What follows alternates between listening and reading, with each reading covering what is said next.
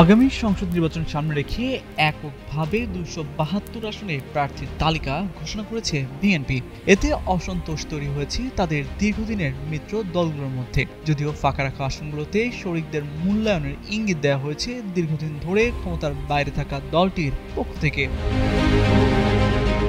শনিবার এমন তথ্য দিয়ে একটি প্রতিবেদন প্রকাশ করে ব্রিটিশ সংবাদ মাধ্যম বিবিসি বাংলা।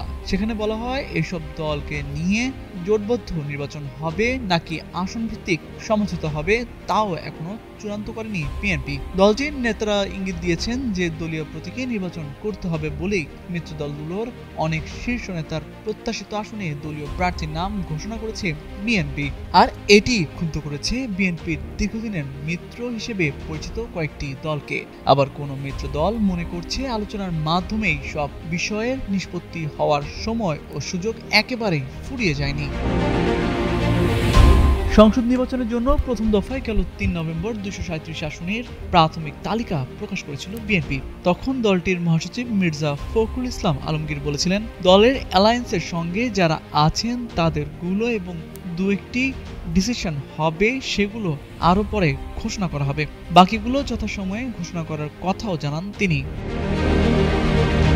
এ নিয়ে আলোচনার পর গত সপ্তাহ মিত্র দলগুলোর নেতাদের বৈঠকে ডাকা হলেও শেষ পর্যন্ত বিএনপির চেয়ারপারসন খালেদা জিয়ার অসুস্থতার কারণে তার হয়নি বলে বিএনপির মিত্র দলগুলোর কয়েকজন জানিয়েছেন। গেল ৪ ডিসেম্বর আরও ৩৬ আসনে দলীয় প্রার্থীর নাম ঘোষণা করা হলে মিত্র দলগুলোর মধ্যে অসন্তোষ তৈরি হয়। বিপ্লবী ওয়ার্কার্স পার্টির সাধারণ সম্পাদক সাইফুল হক বলছেন, দুর্দিনে এবং কঠিন সময়ে যেসব দল ঝুঁকি নিয়ে বিএনপির সাথে ছিল তাদের সাথে আলোচনা না করে বিএনপি ব্যর্থতার পরিচয় দিয়েছে। মাহমুদুর রহমান মান্না নিজেই বৃহস্পতিবার এক অনুষ্ঠানে দেওয়া বক্তৃতায় বলেছেন, বিএনপি সমমনাদের সাথে আলোচনা না করে প্রার্থী ঘোষণা করায় জটিলতা তৈরি হয়েছে এবং জোটবদ্ধ নির্বাচন নিয়ে স্পষ্টতা কমে গেছে। দলটির নেতাদের সাথে কথা বলে ধারণা পাওয়া গেছে যে মূলত দলীয় প্রতীকে নির্বাচন করতে হবে বলে যুগপৎ আন্দোলনে থাকা কিছু নেতাকে নির্বাচনে প্রার্থী করে ঝুঁকি নিতে চাইছে না বিএনপির শীর্ষ মহল। তবে এর পরিবর্তে তাদের নিয়ে কিভাবে এগোনো যাবে তা নিয়ে কাজ করছে দলের একটি কমিটি।